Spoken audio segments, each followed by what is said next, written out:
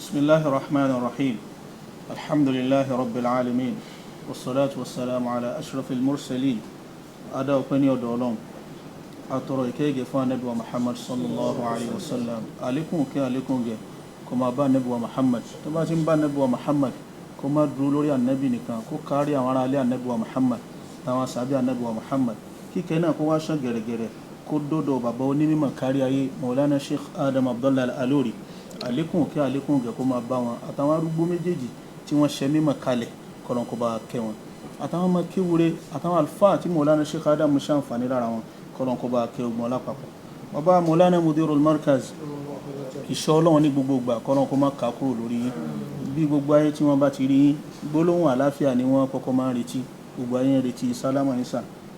السلام عليكم ورحمة الله وبركاته. وعليكم السلام ورحمة الله وبركاته. babala igeni àwọn yanda fún ọmọ àwọn almustaqimu billah kí wọ́n sálámà sí gbogbo ayé. Assalamu alaikum wa rahmatullahi wa barakatuh. Wa alaikum assalam wa rahmatullahi wa barakatuh. babala igeni àwọn yanda fún ọmọ àwọn almuhaddith táwọn náà kí wọ́n sálámà sí gbogbo ayé. Assalamu alaikum wa rahmatullahi wa barakatuh. وعليكم السلام ورحمة الله وبركاته kí Ọlọ́run kí ó jẹ́ àrí bàbá lágége pẹ́ albarka ọlá Ànábì wa Muhammad sallallahu alaihi wasallam ibi ẹ̀kọ́ tí ẹ̀ ń kọ́ wa náà ibẹ̀ náà ni yawa lórí Mudīr Markaz hadiruhu wa mustaqbaluhu ẹ ti kọ́ wa ní ẹ̀kọ́ tó pọ̀ gan ibi agbọ́nrin ẹ̀kọ́ tẹ́ kọ́ wa ẹ jẹ́ kó yé wa pé ọjọ́ méjì náà ni àwọn ọjọ́ kan wà yóò gbé afẹ́fẹ́ funfun wá tí ó mú dùnnú wá àwọn ọjọ́ mi wà afẹ́fẹ́ kejì ni ó gbé wá tó yẹ pé yóò bomi síyàn lẹ́mìí ara ó wá balẹ̀ sí irú àwọn irú ìṣẹ̀lẹ̀ bẹ́ẹ̀ Ọlọ́run tún ní kó wọlé kọ́rọ̀n kò jẹ́ àríyìn pẹ́sà.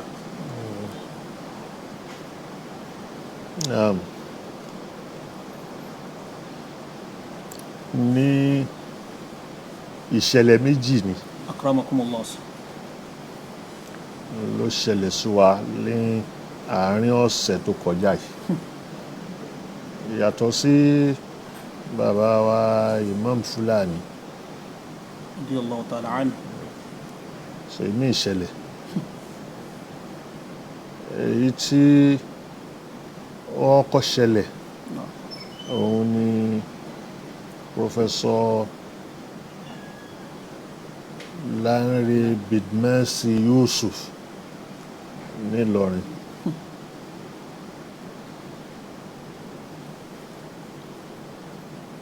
ó ní orípa tó pọ̀ tí wọ́n ṣe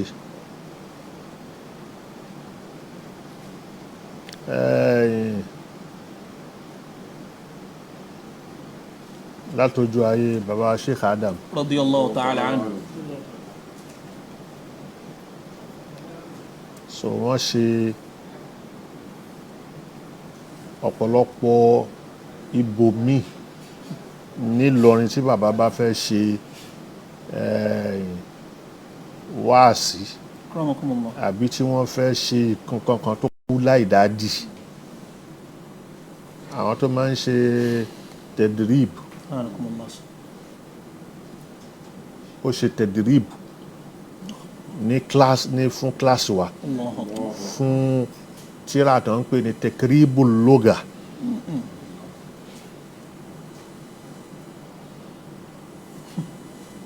so òun ni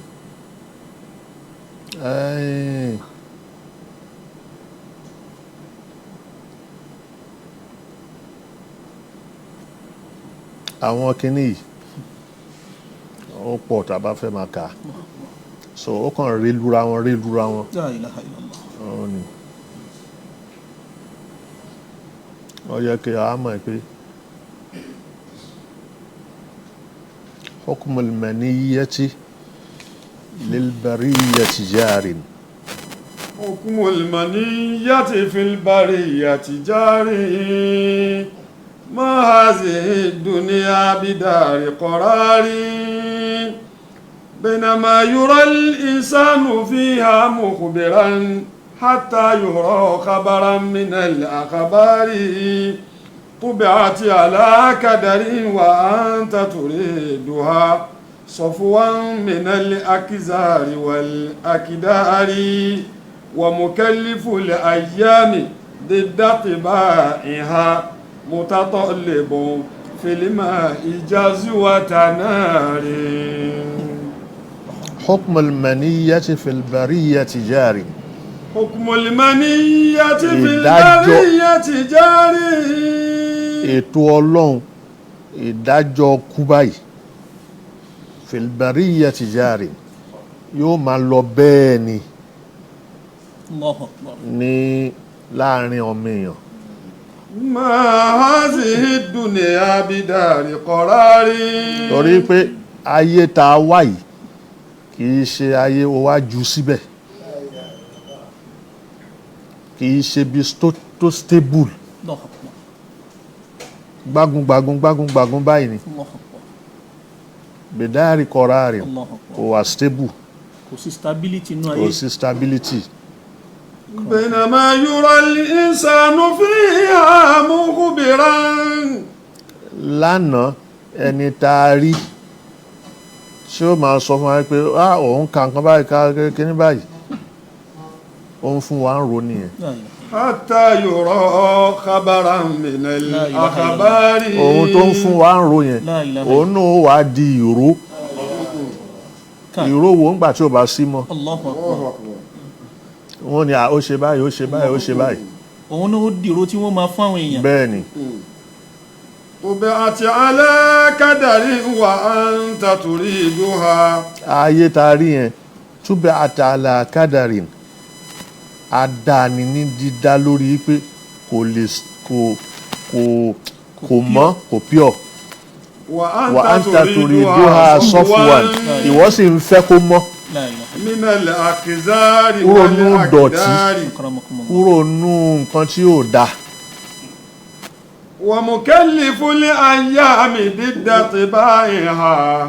ẹni tó fẹ́ gbé kọ́ àjọ ayé tó fẹ́ gbé kọ́ lọ́rùn ضد dídá ti bá طبائها. yàtọ̀ sí bọ́lọ̀ ń ṣe متطلب mutatọ̀lébón fìlìmẹ́ ìjázùwàtà náà rí. La ilaha illallah. ó dà gẹ́gẹ́ bí ẹni tó ń wá ògùn náà nínú omi. La ilaha.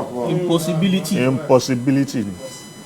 وإذا رجوت المستحيل فإنما tó bá ń retí pé nǹkan tí ò possible ló fẹ́ kó possible, فإنما تبني الرجاء على شفير نهار. bí ìgbà tó mọ ilé lórí ọ̀gbun ni La ilaha illallah. نهار tó fẹ́ wó. Akramakumullah. فالعيش أوه، نوم tó ráyè tá a wà yìí ojú oorun láwà. La ilaha. والمنية يقظة.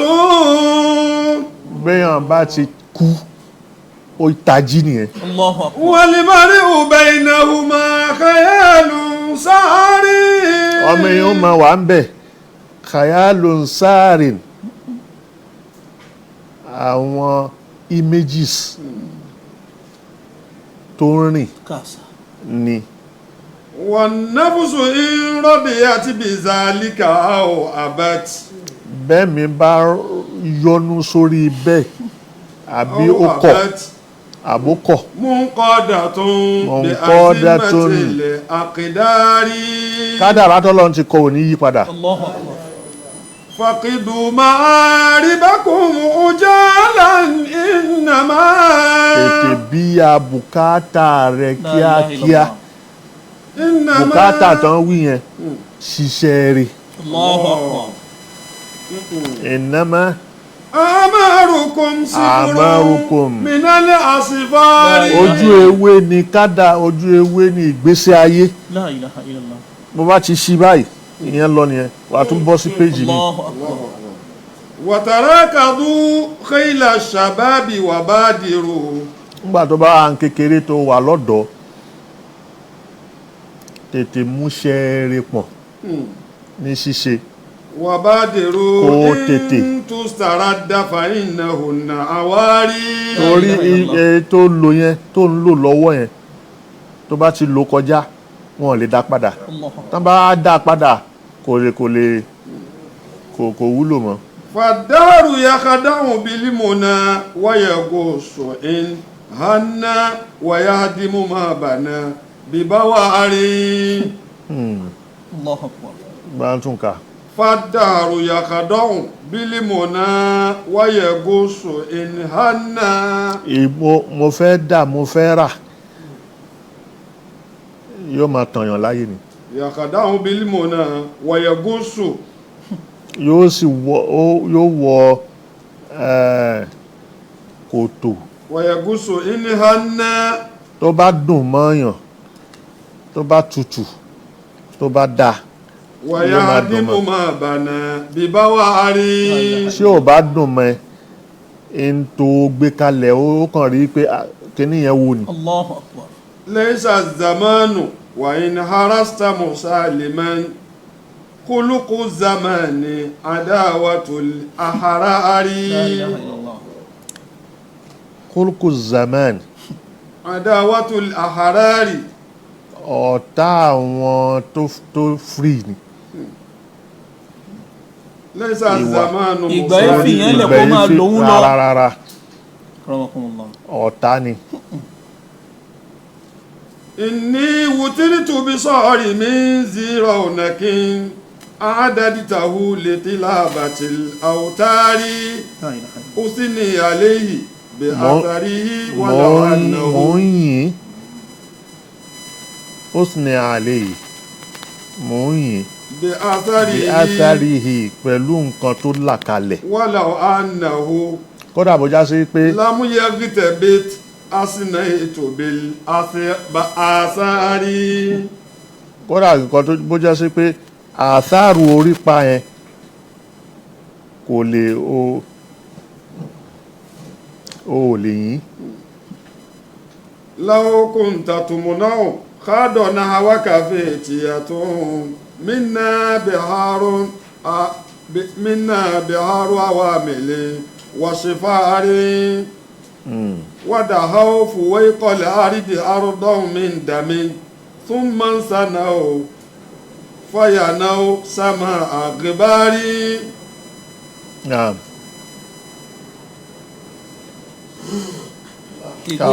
ìgbésí ayé. ọ̀hún náà ni pé tó o bá ti gba certificate ń pé birthday máa retí ọjọ́ tó gba ti death certificate náà méjèèjì lèyìn ó gbà. bá a ṣe dá ayé nìyẹn. Allahu Akbar. Allahu Akbar. so ìṣẹ̀lẹ̀ méjèèjì yẹn nǹkan tó mú wá. Allahu Akbar. ó nìyẹn àmọ́ ká tiẹ̀ wá wò ikú béèyàn bá kú. Akramakumullah. 24 hours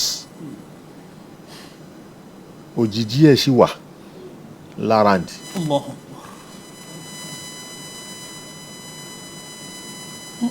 yóò máa rí gbogbo kálukú òun máa rí wọn yóò dá wọn mọ̀ but wọn lè mọ̀.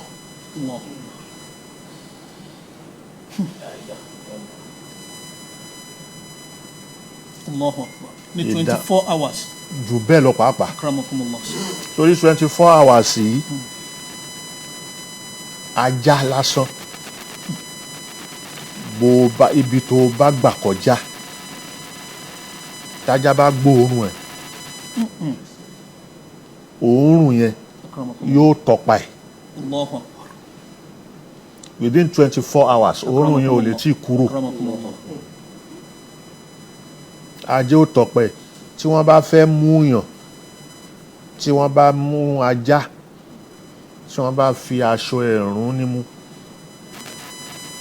tí wọ́n bá máṣọ yẹn kúrò ajé ò máa tọpa ẹ̀ lọ. Allahu Akbar. ibi tó bá gbà yóò tọpa ẹ̀. Akramakumullah. ajá ni ẹ̀. Akramakumullah. ìsáàsù kan tájá ní tó ní agbára òun lòórùn òórùn tèmi ó yàtọ̀ sí tiẹ̀ kò lè jọra wọn tí kálukú bá ṣe wà lọ́tọ̀ọ̀tọ̀ kò jọra wọn kò wá ní tó bá wọ àárín tẹnìkan ò ní jọ tẹnìkan lọ́dọ̀ ẹ̀.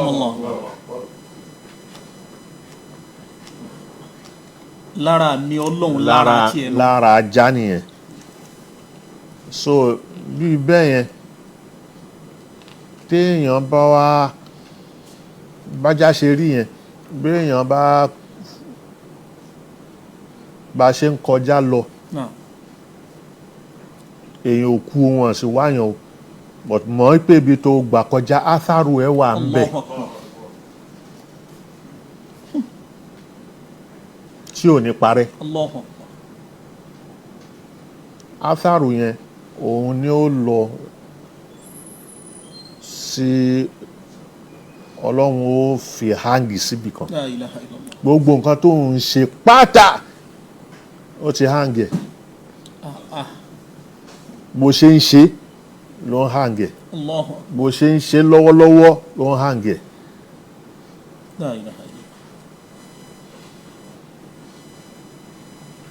níjọ́ tí wọ́n bá kú brambai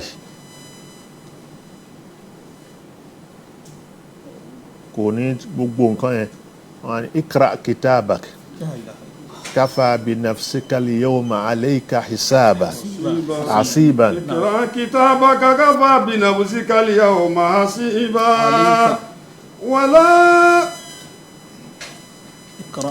ikra kitabak كفى بنفسك اليوم عليك حسيبا وكل إنسان ألزمناه طائره في عنقه ونخرج له يوم القيامة كتابا يلقاه منشورا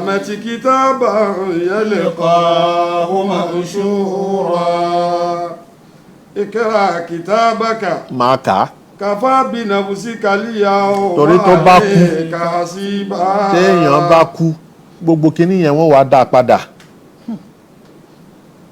yóò máa wò báyìí mali hadha alkitab la ilaha illallah la yugadiru saghiratan wala kabiratan illa ahsaha òun máa wò wá ní ó tún kọ orú nǹkan báyìí kalẹ̀ kí ló ṣe irú tírà yìí tó já sí pé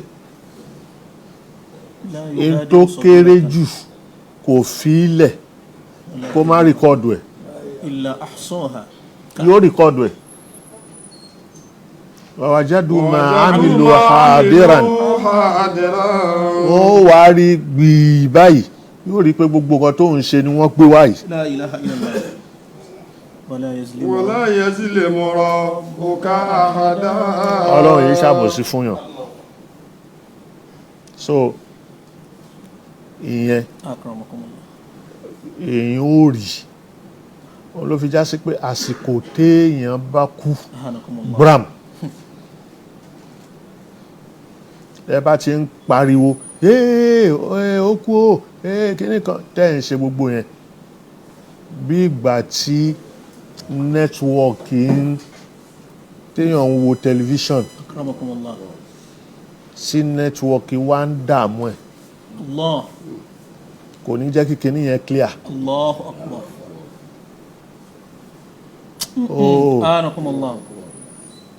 Kò ní jẹ́ kó clear. àwọn àni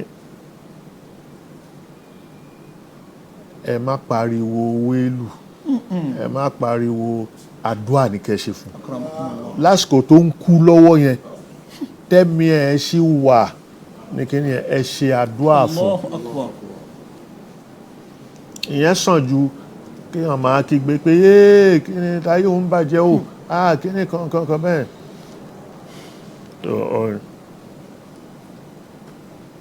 Ànábì Muhammad sallallahu alayhi wa sallam inú hadith ẹ̀kùn wọ́n ní ó jókòó Aisha jókòó. wa fil khabar ruwiya an Aisha radiyallahu anha qalat. ààrí ìgbàlọ́dọ̀ Aisha tó wọ́n pé kuntu qa'idatan òun jókòó mutarabbi'atan fil bayti. òun jókòó nù lé pẹ̀tẹ́pẹ̀rẹ̀ báyìí. iz dakhala rasulullahi alayhi salatu wa salam. lànàbí bá wọlé gbàtà nàbí wọlé sallama alayya. ó sálámà sóhun. فأردت أن أقوم له كما كانت عادتي عند دخوله. gẹ́gẹ́ bí àlàáda òun tánàbí bá wọlé tóun ó dìde fún فقال عليه òun bá السلام dìde lànàbí bá ní اقعدي jókòó مكانك láyé ẹ tó jókòó ما كان لك أن تقومي òótọ́ kó dìde يا أم المؤمنين. ìwọ ìyàwó òun. قالت فقعد رسول الله Ànábì صلى bá الله jókòó. عليه وسلم ànábì jókòó فوضع رأسه ó bá على gbé orí حجره ó gbé lé ẹsẹ̀ òun فنام مستقليا على قفاه. ó fi pàkọ́ sùn فجعلت أطلب شيبة في لحيته lòun bá ń wo irùngbọ̀n ẹ̀ pé jẹ́ ń wo funfun tó bá wà ń bẹ̀ فرأيت فيها 19 شعرة òun bá rí irun بيضاء òun bá rí irun mọ́kàndínlógún tó jẹ́ funfun بيضاء فتفكرت في نفسي òun bá ń ro lẹ́mìí ara òun فقلت إنه لا يخرج من الدنيا قبلي òun bá ń ro pé ṣáná bí ó wàá kú ṣáájú òun ni فتبقى الأمة بلا نبي. yóò wá ṣẹ́kù wípé àwọn àlùmọ̀ wà wọn ní lànàbí mọ́ فبكيت حتى سال دم عيني على خدي. ó bá bẹ̀rẹ̀ sí sunkún òun sunkún omi ojú òun ó wá ń kán sí ní وتقاطر منه على وجهه ó bá ń kán sí lójú فانتبه من نومه. lànàbí bá tají gbàrà فقال عليه lànàbí bá السلام kí ló ń ṣe Aisha ما الذي يبكاك يا Kí ló ń pa ẹ́ أم lẹ́kún? المؤمنين. kí ló ń pa ẹ́ lẹ́kún فقصصت عليه القصة lòun bá sọ gbogbo ọ̀rọ̀ yẹn ثم bọ́rọ̀ قال ṣe rí. عليه lànàbí السلام bá ní أيها nǹkan tó ń sọ fún ni pé òun rí irùngbọ̀n rẹ̀ òun rí gàgà bíi 19 bẹ̀ òun wá tó ti funfun òun wá wí pé ṣé ó kú náà ni táwọn torí ọ̀fọ̀ ní irun funfun ọ̀fọ̀ ló ń tú fún yàn الشيب رسالة الموت. so òun wá rò pé ṣáwọn àlùmọ̀ wà láì kò ní lánàbí mọ́ صلى الله عليه وسلم. òun wá rò bẹ́ẹ̀ lòun wá sọ gbogbo kinní yẹn fún fànàbí ثم قال عليه السلام lànàbí bá ní أي حال أشد على الميت فقلت ṣọ́ òun قل sunkún يا ẹ̀ pé رسول òun ó kú الله. ó kè ṣe sí wo ló burú jù fókù فقلت قل يا رسول الله. òun bá ní kánàbí sọ òun ò mọ̀ فقال عليه السلام lànàbí bá ní بل قولي أنت. ìwọ gan sọ فقلت لا يكون أشد حالة على الميت من وقت خروجه من داره. ìgbà tí tó le jù lásìkò tó kú bá jáde kúrò nù ilé tí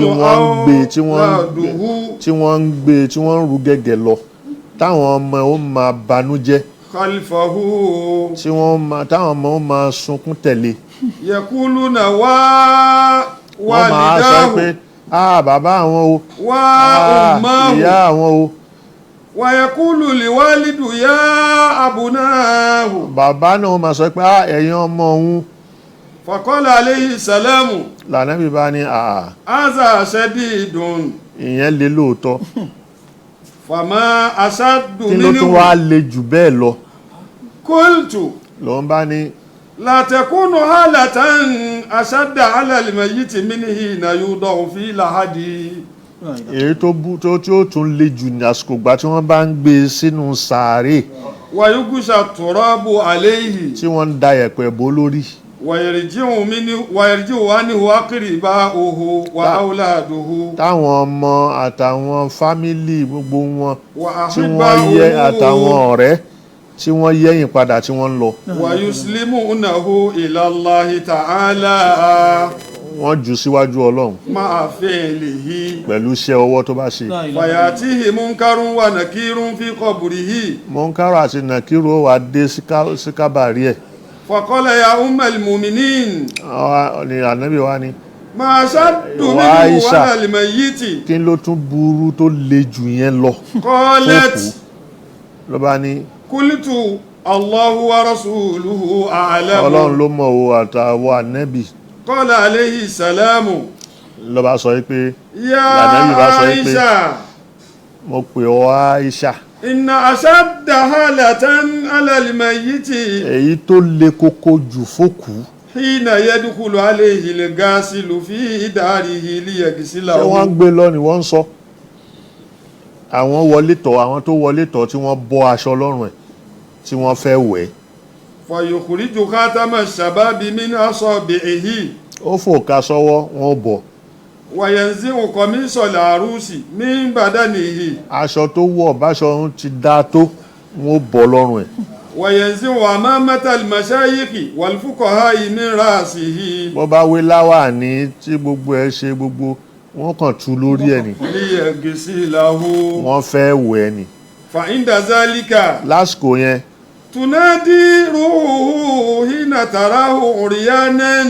ẹ̀mí ẹ̀ ó wà á máa pè yóò máa kígbe tó bá rí rẹ̀ ní hòhò. bi sawtin yasma'uhu rántí pé ohun tó kígbe yẹn ẹnìkan ò ní gbọ́. ẹni tó fẹ́ wẹ̀ tó ń bọ́ṣọ tó ń bọ́ òka tó ń bọ́ gbá lára ẹ̀ wọn kò ní gbọ́ kankan. taqulu ya gasil.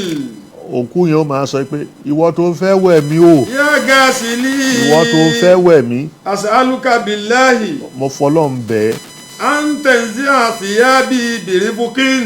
ọ̀rá ṣe pẹ̀lẹ́pẹ̀lẹ́ máa bọ́ aṣọ yẹn lọ́rùn. fa inni sa'ata. torí lásìkò tá a wà yìí.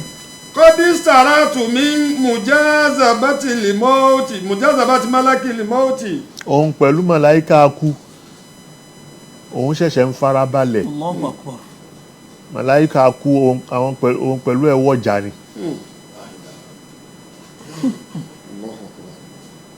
wa iza sabba alayhi al-ma'a. àwọn yẹn ò sì gbọ́n kankan. wọ́n wá bu omi wọ́n dà sí i lára. sọ́ha kazalika. yóò tún kígbe yéé. ya gasili. yóò ní wọ́n tó ń wẹ̀ ń yìí. billahi. òun fọlọ́run bẹ́ẹ̀. la tasubba ma'aka haran wala tajal. má jẹ́ kó mi yẹn gbóná. má jẹ́ ó tutù. haran alayya wala baridan. má jẹ́ ó tutù má jẹ́ ó gbóná. fa inna jasadi muhtarikun min nazi ruhi. torí gbogbo ara wọn ibi tẹ́mi ti jáde màláíkà ó fà á pàtì jáde ní bẹ́ẹ̀ mi ó ṣe jáde nìyẹn.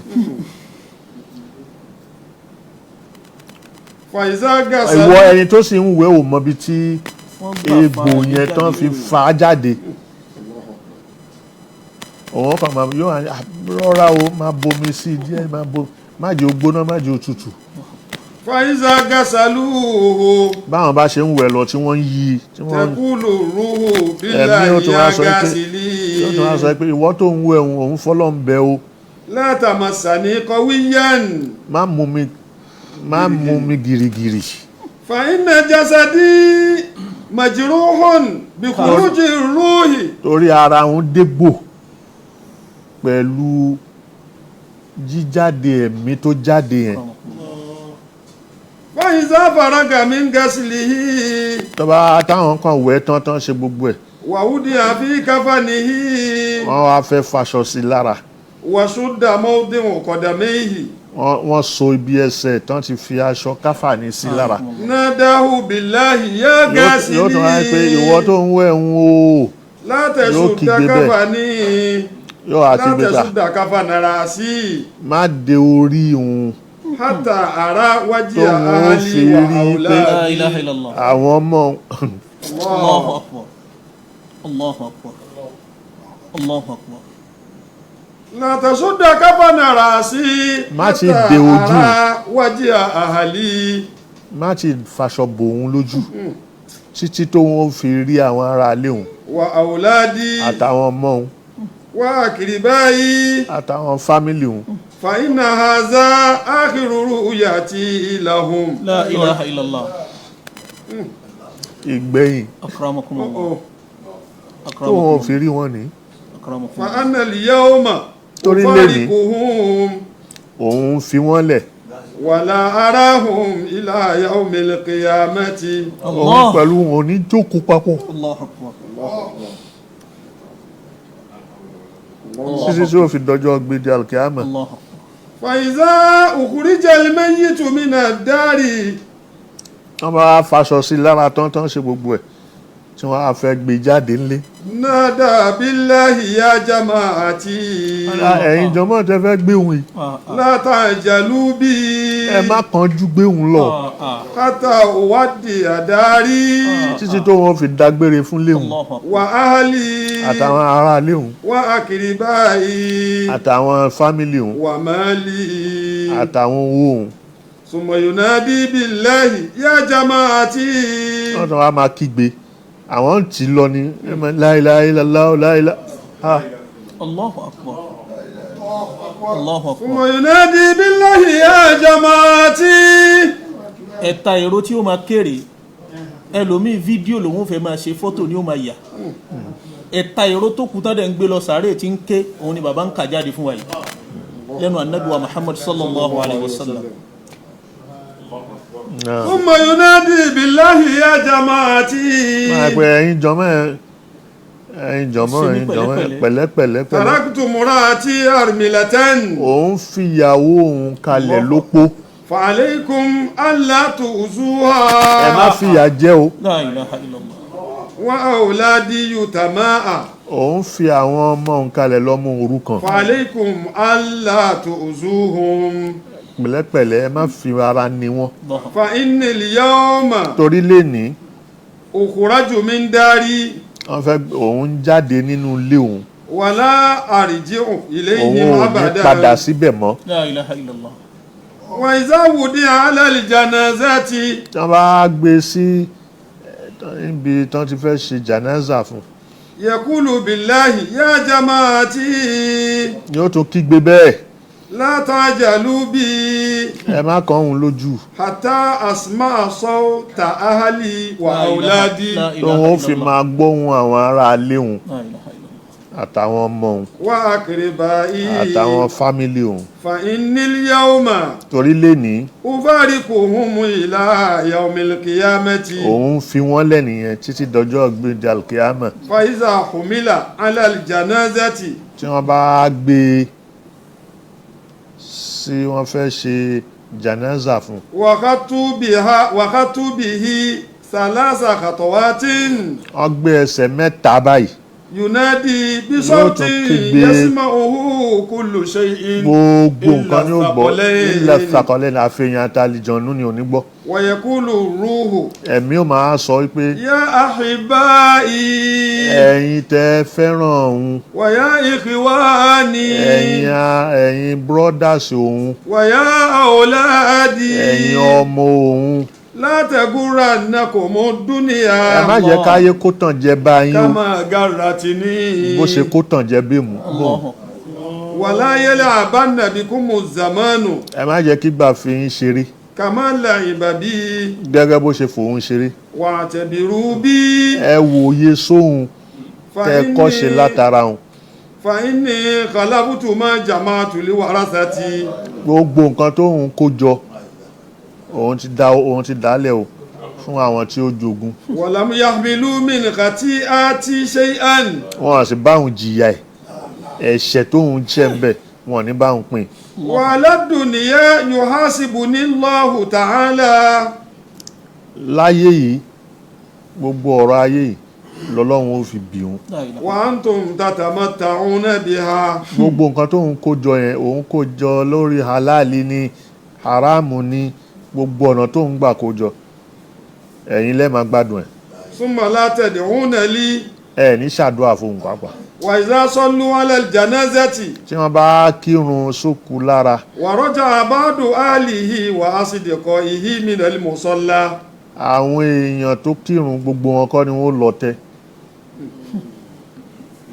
àwọn tó padà ń bẹ̀ wọ́n yẹ́yìn padà wọ́n máa lọ báyìí. Yakulu billahi ya ikhwani. òun máa wá kígbe pé ìwọ náà tún lọ ní.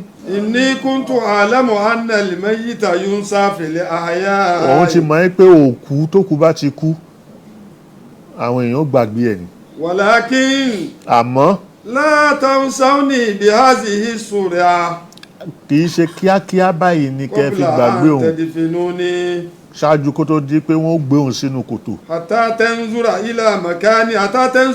ila makani. ẹ tiẹ̀ wo ààyè tóun fẹ́ sùn náà. La ilaha illallah. Ya ikhwani. ẹ̀yin èèyàn mi. Inni kuntu a'lamu anna wajha al-mayyiti abradu min az-zamhariri fi qulubil ahya'i. òun mọ̀ pé òkú tó kú bá kú ojú ẹ̀ tutù ju Min az-zamhariri ó fi tutù ju qulubil ahya'i. nínú ọkàn àwọn èèyàn tó wà láyé ó sì tutù bẹ́ẹ̀. Walakin ṣùgbọ́n la tarji'u bi hadhihi surati. ẹ má sáré kánjú padà báyìí. Fa iza wada'uhu tán bá wá gbé inda sínú qabrihi. tán bá gbé sínú sàárè Fayaqulu billahi ya jama'ati. yóò máa ń pè ya jama'ati Wa ya ikhwani. ẹ̀yin ọmọ ìyá mi Ad'ukum mò ń bẹ̀ yín ni wa la tad'unani. mò ń ṣàdúà fún yín ẹ̀yin ò ní ṣàdúà. Fa iza wada'uhu fi ladihi tán bá yaqulu gbé sínú billahi láàdì yóò tún wá pariwo bẹ́ẹ̀ yóò tún kígbe ya warithi. ìwọ tó fẹ́ jogún Ma jama'tu malan kathira min ad-dunya nǹkan tó illa ń kó tarakituhu gbogbo lakum. nǹkan tó ń kó jọ láyé bó ti hùn kó pọ̀ tó gbogbo ẹ̀ ló ń dálẹ̀ fún yín o. Fatazakkaruni bi ẹ kasrati rántí khairikum. ẹ máa rántí ìhun pẹ̀lú àdúà. wa qad allamtukumul qur'ana mo ti kọ́ yín lálùkùránì o wal adaba. mo kọ́ yín lẹ́kọ̀ọ́ Fala tansawni min du'aikum. ẹ má gbàgbé mi bí àdúà. ẹ má gbàgbé mi bí àdúà. Akramakumullah. òkú fúnra rẹ̀ ni ó máa tọrọ ní pé ẹ má gbàgbé mi. Allahu akbar. ọ̀ya ó pọ̀ o. Allahu akbar. Wa ala hadha hikayatu abi Qalabati radiyallahu anhu. So ìyẹn tó kú bá tiẹ̀ ti kú tó wá yá sí pé hálà yìí lòkú bá kú.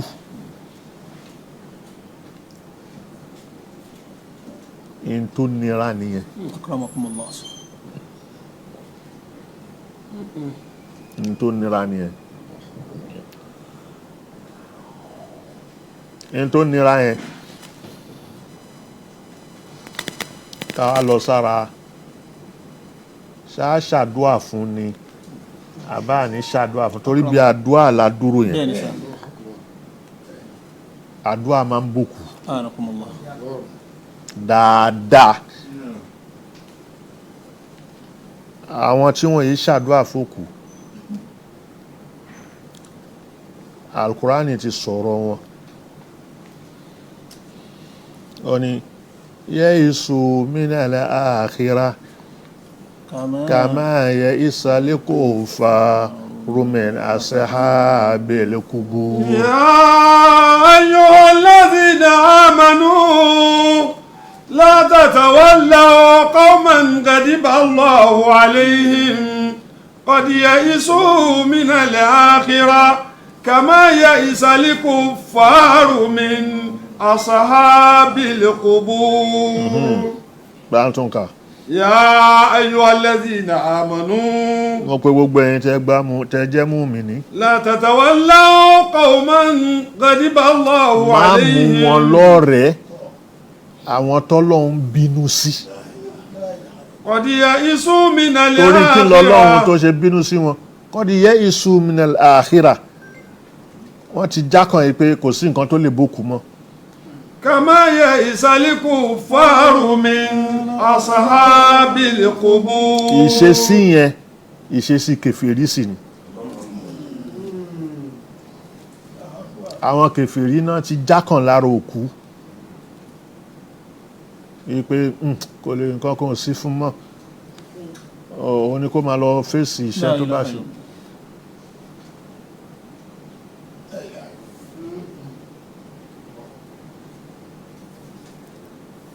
àwo àgbà yìí pé wọ́n fi kọ́ àwa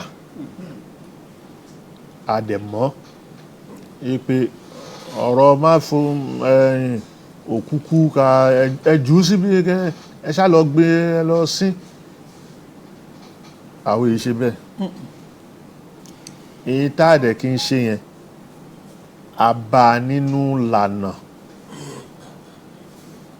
táwọn tó bá nẹ́bì sallallahu alaihi wasallam tí wọ́n ń ṣe ọ̀pọ̀lọpọ̀ ẹlòmíì wọ́n ní ṣe bí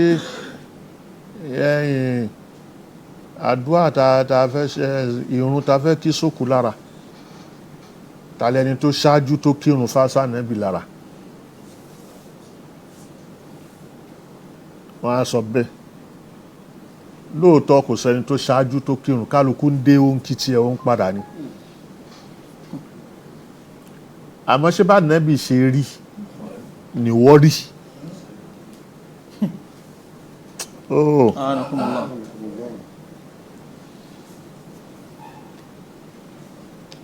inna Allaha wa malaikatahu yusalluna ala an-nabiy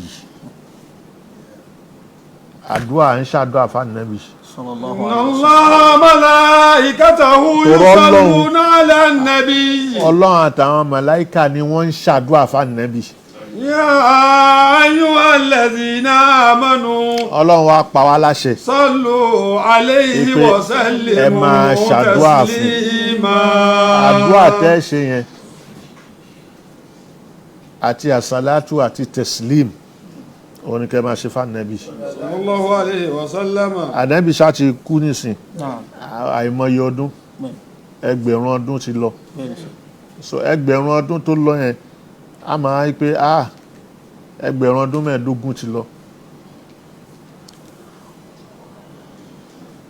ṣé àṣà máa ṣàṣàlátù fún títí dìsìn sallallahu alaihi wasallam sallallahu alayhi wa sallama tó bá tún débi sàárè ẹ̀ wà á tún ṣe bẹ́ẹ̀ ó lọ umura ni ó lọ hajj ni tó bá débi sàárè ẹ̀ ní kábàárì ẹ̀ wà á ṣe sallallahu alaihi wasallam ìṣe yẹn a máa ṣàdúrà fún ṣé gbogbo èèyàn ló ní orú oore bẹ́ẹ̀ tó máa rẹ́ni tí ó máa ṣàdúrà fún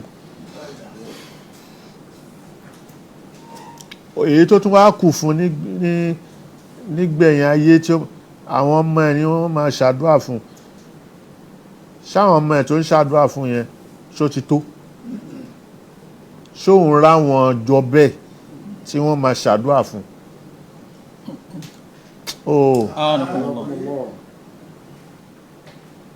kò rí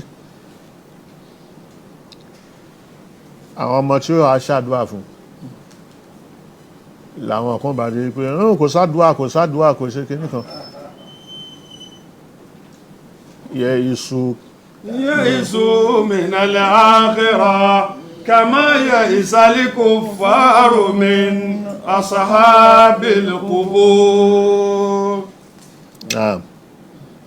a wà fi lọ síbi wípé tó kú bá tiẹ̀ kú gbàrà tó bá kú báyìí yàtọ̀ sí ìtakànú hadisi èyí tí ó wà túmọ̀ ẹ̀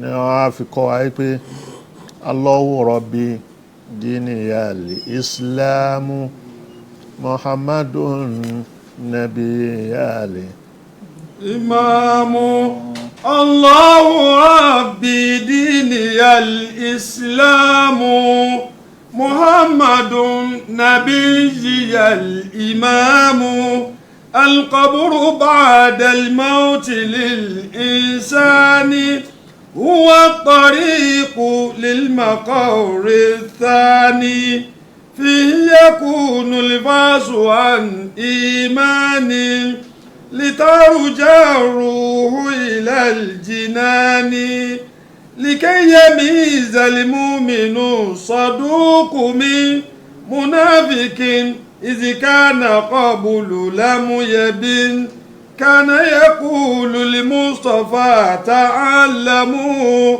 حجتكم فإنكم تكلموا إذا تولى الناس بعد الدفن ردت إليه روح للبدن وجاءه المنكر والنكير وصفه ما بين الورى شهير فينهرانه ويكعدانه وبعدما يكعد يسألانه عن ربه ودينه سليبا وعن نبيه لكي يجيب يكرر سؤال للأنام فيما رأوا في 7 الأيام وقيل بل يفتن 7 مؤمن و40 ذو النفاق يفتن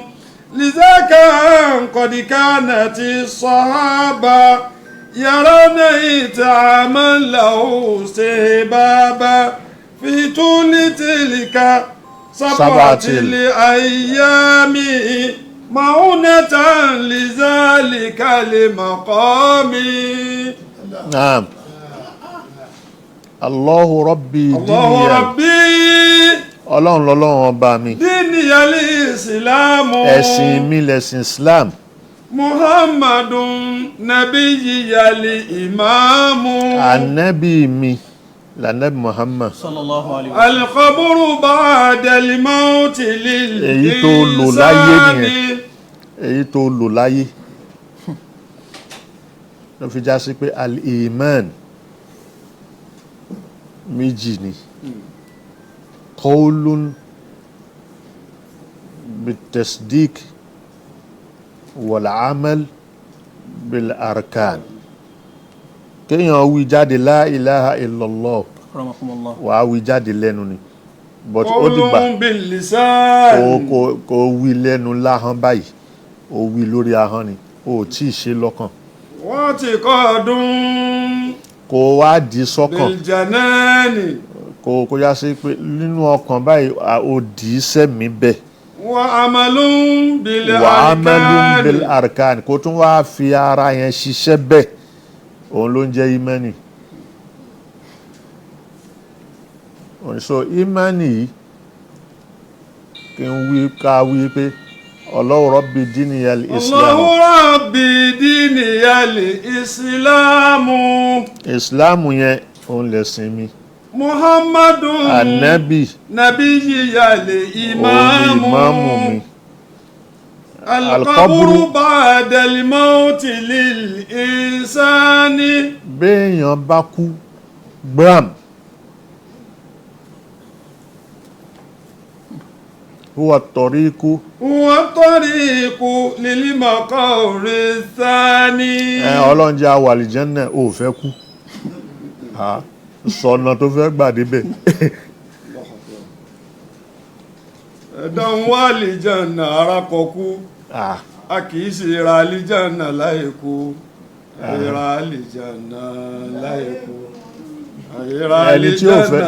ẹni tí ò fẹ́ kú ó sì ń tọrọ àlìjẹ́nnà ó ní àmì ikú nìyí ó ní pé rárá òun ò fẹ́ kú béèyàn ò bá kú séèyàn ń wà àlìjẹ́nnà. alqabru ba'dal mawti lil insani. ikú yẹn òun lọ́nà kejì.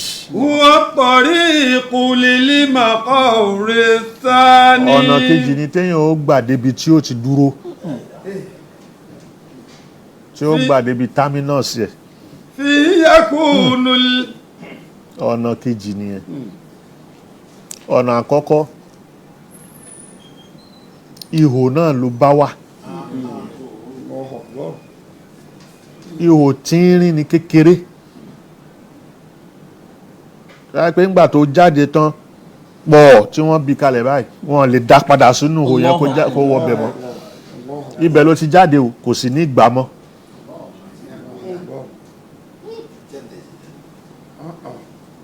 so ọ̀nà kejì téèyàn ó fi wá gbà lọ ọ̀run ihò náà ni. Allahu akbar. Huwa tariqu lil maqari thani. Fihi yakunu al-fasu an imani. Ihò kòtò tá a wí ibẹ̀ ni wọ́n ti gbọ̀n yẹ́bẹ́yẹ́bẹ́yẹ́bẹ́yẹ́bẹ́. Al-fasu an imani. Irú imani wo ló ní? Litaruja ruhu ila al-jinani. Ibẹ̀ lẹ̀mí ó ti wá jáde, lẹ̀mí ó ti lọ àlìjẹ́nnà tó bá jẹ́ ní àlìjẹ́nnà, yóò lọ nú iná tó bá jẹ́ ní iná. Likay yamiza al-mu'minu saduqu min. Ibẹ̀ yẹn ẹ̀mí a fi ṣòpin, a fi dáyàtọ̀. Al-mu'minu saduq, akramakumullah, mùmìní tó já sí pé mùmìní gidi ni. Munafiqin izikana qabulu lamu yabin. Torí láyé tá a wà yìí mùnáfìkí èèyàn ò lè dámọ̀. Allahu akbar. Ò lè dámọ̀.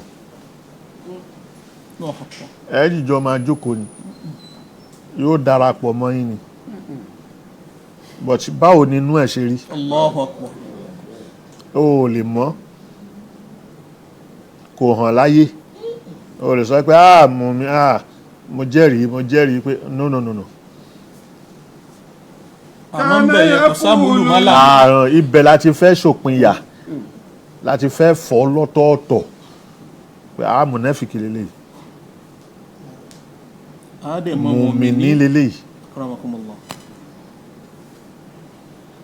Kana yaqulu li Mustafa ta'allamu. L'Ànábì ṣe sọ yí pé ẹ fi kọ́ra yín lakinu mautakum. Hujjatakum fa innakum takallamu. Ẹ bá débi sàárè tẹ gbé síbẹ̀, ẹran létí. Iza tawalla. Mo ń bọ̀, ẹran létí ni. Lágbájá ọmọ lágbájá. Àwọn ẹlòmíràn á rò pé òkú ṣé yóò wá gbọ́ ni? Ó gbọ́ jù ẹ lọ. Níjọ́ tí wọ́n lọ sí ogun Badar, táwọn kèfèrí kú, wọ́n pọ̀ tí wọ́n kú. Ànábì wa lọ bẹ̀. Sallallahu alayhi wa sallam. Ànábì wa ni ya Shayba, ya Utba, ó pè wọ́n ní kọ̀ọ̀kan wípé hal wajadtum ma wa'adakum rabbukum haqqan. Ṣé nǹkan t'Ọlọ́run wí ṣé bá lódodo bẹ́ẹ̀? Allahu akbar. Láwọn sàábé tó tẹ̀lé Ànábì bá ní atukallimuna an-nasa qad jifu. Ṣé wà Ànábì wa ń pe àwọn tó ti kú ni? Wọ́n ti kú, wọ́n lè gbọ́. Ànábì rárá, wọ́n gbọ́ mi jù yín lọ. Allahu akbar. Sallallahu alayhi wa sallam. So ìyẹn a mú jáde pé ẹni tó sọ pé òkú ti kú, ẹ ṣàfilẹ̀ kọ́kàn lọ sí ni, kọ́kàn lọ sí kọ́ takallamu kíni? Ta'allamu hujjatakum fa innakum takallamu. Torí tó bá débẹ̀ wọ́n ó jí ẹ. Iza tawalla. Akramakumullah. Wọ́n ó jí ẹ. Hujja rẹ tó fẹ́ lò, Akramakumullah. ẹran létí ẹ. Torí pé tó bá débẹ̀ yóò sọ̀rọ̀ o. Wọ́n chẹ́kì visa ń bẹ̀ tí ó bá ráyè wọlé. Bẹ́ẹ̀ni. Bóyá fake visa ló wà lórí passport ẹ̀. Bẹ́ẹ̀ni. Wọ́n deport ẹ̀ padà nù. Àwọn àṣẹ ní deport ẹ̀ padà. Lọ́nà náà ni. Ìyà gidi ni. Allah. Ó ti dé point of no return. Point of no return ó ṣe. Akramakumullah. Iza tawalla an-nasu ba'da dafni ruddati ilayhi Lẹ́yìn tó kúkú. lil badani. Lẹ́yìn tó kúkú táwọn èèyàn bá yí padà tí wọ́n sin tí wọ́n yí padà tí kálukú lọlé so lílọlé tí wọ́n lọ tí wọ́n yí padà yẹn àwọn màláíkà ó wá dé Ruddati ilayhi wọ́n wá dẹ́mi padà sí lára lil badani. wọ́n ó dẹ́mi padà sí lára وجاءه المنكر Munkar àti Nakir. والنكير Wọ́n wá bá. وصفهما بين الورى شهير. kò ní o jẹ́ àfà o jẹ́ kinní kan gbogbo nǹkan tó ń kó lọ gbọ́ ọba lọ gbà bíyà kó gbagbá kó gbà ó Munkar àti Nakiru ó mọ̀ àwọn Munkaru àti Nakiru yìí àwọn ni wọ́n wà bá فينهرانه ويقعدانه. yóò wá lọ bá tí wọ́n dá jókòó Kai. wọ́n ó jágbé mọ́ وبعدما يقعد يسألانه. nígbà tí wọ́n bá jágbé mọ́ yẹn tí wọ́n dá jókòó tí wọ́n jágbé mọ́ wọ́n máa wá fi bí láwọn béèrè La ilaha illallah. عن ربه ودين Ta lọ́lọ́hun ẹ? سليبا. ta lọ lọ́hùn ẹ wọ́n bí Allahu akbar.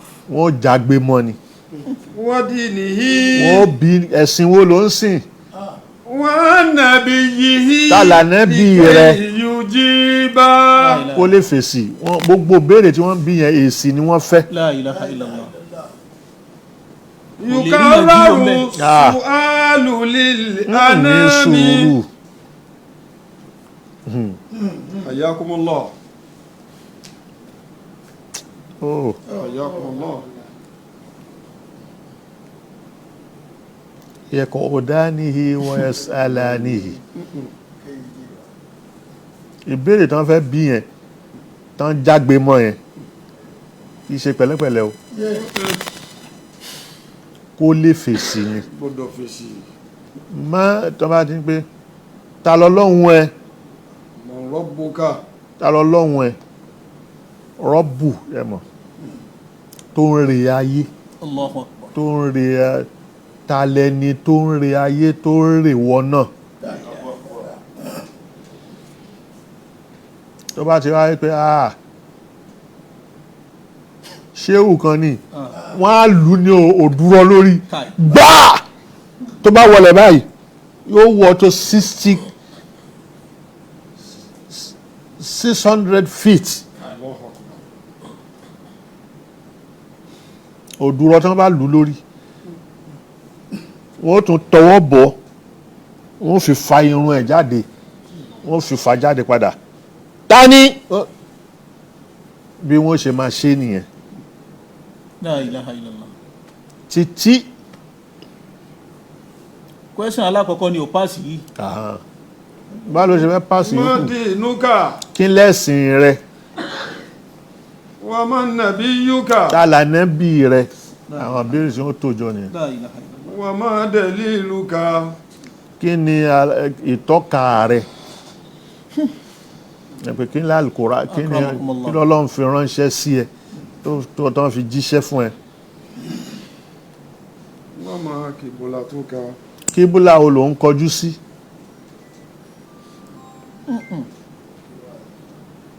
wọ́n wá bí láwọn béèrè yìí yukarraru su'alu lil anami. bí wọ́n ṣe máa pààrà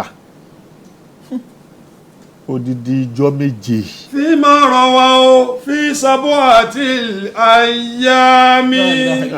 ọjọ́ méje yìí àdísì kan sọ ìwù ni kò àwọn sàábé wọ́n fi rinlẹ̀ Kasa. gbọ́ Anakumullah. àwọn sábẹ́ wọ́n fi ọ̀rọ̀ yìí rinlẹ̀ bí ó bá tí rí òun ló ń gbọ́ yìí. akramakumullah. وقيل بل يفتن سبعا مؤمن. wọ́n wá wí pé ọjọ́ méje ni wọ́n fi fìtínà mùmí níbẹ̀. ẹni tó bá jẹ́ mùmí ìjọ méje. ni Munkaru àti Nakiru ó máa fi pààrọ̀ ọdọ́ ẹ̀. bẹ́ẹ̀ ni. وأربعين ذو النفاق يفتن. rí ẹni tó jẹ́ mùnáfìkì ṣèyí ṣọ̀hún àmì tó ń ṣe ń bẹ̀ àmì ẹ̀sìn tó ń ṣe 40 days ni. non-stop. bẹ́ẹ̀ ni. لذاك قد كانت الصحابة. nítorí ìyẹn làwọn sàábé ṣe fẹ́nu kò. يرون إطعاما له استحبابا. láàrin ọjọ́ méje yẹn máa ṣe sàárà. Allahu akbar. ẹ máa dáná. Allahu akbar. ẹ máa ṣe sàárà. في طول تلك سبعة الأيام. ọjọ́ méje yẹn Allahu akbar. ẹ máa ṣe sàárà. مؤونة máa jẹ́ràn لذلك lọ́wọ́ fún. المقام. ó sì gbé ìbéèrè àti ṣe sí àwọn Munkaru àti Nakiru yìí kó gbé fúyẹ́ fún. Allahu akbar. wọ́n já sí à ń ṣe sàárà à ń fáwọn èèyàn ló ń jẹ à ń fáwọn èèyàn ló mi èèyàn fi ń dẹ ọ̀nà fẹ́ni tó ti lọ ni. Allahu akbar. mi ò àmọ́ àwọn tó bá jọra wọn fẹ́ẹ́rẹ́ kéèyàn fi kò ń ṣe pé mo gbà á gbọ́. Yorùbá náà nírú ẹ̀ láwọn nígbà tí Islam ò ìdébì àṣà Yorùbá ni wọ́n ń pe kinní kan ní adìẹ ìrànà tó kú bá kú tí wọ́n bá ń gbé e lọ wọ́n wá mú adìẹ kan wọ́n máa já ìyẹ́ rẹ̀ wọ́n máa já tí wọ́n fi gbé e débi tí wọ́n ń gbé lọ. wọ́n mọ̀ pé ọ̀fẹ́ o yẹni pé kírìn yẹn ó lè rọrùn kó mọ̀ wúwo kó mọ̀ padà sẹ́yìn. kì í ṣe pé àgbà gbọ́. kì í ṣe pé mo gbà á gbọ́ mo ṣe ń sọ o. bàbá ti sọ yóò ṣáájú. torí kọ́ máa ní pé àṣẹ tún rí ó tún tún. ọ̀rọ̀ adìyẹ ìlànà ní tún sọ. àwọn máa kẹ́.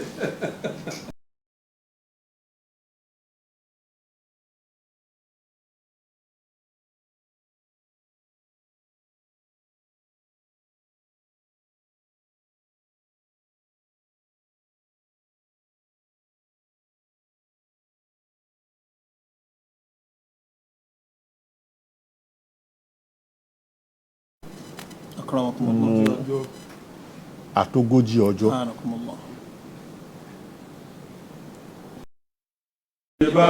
وفضلناهم على كثير ممن خلقنا تفضيلا ربنا لا تزغ قلوبنا بعد إذ هديتنا وهب لنا من لدنك رحمة إنك أنت الوهاب سبحان ربك رب العزة